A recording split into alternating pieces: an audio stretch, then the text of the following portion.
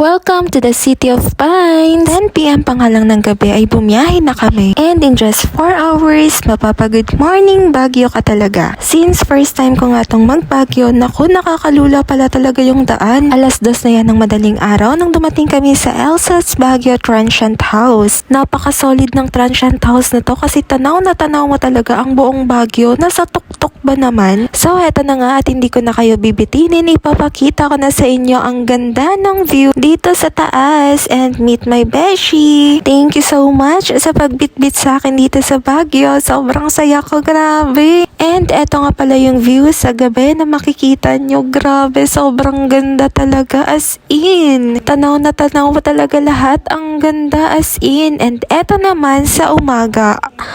Grabe, sobrang ganda. Mapapasabi ko na lang talaga na wag naman na tayong umuwi. Huy! Ang ganda talaga, grabe. Itutur ko na lang kayo ulit sa next video. Bye-bye!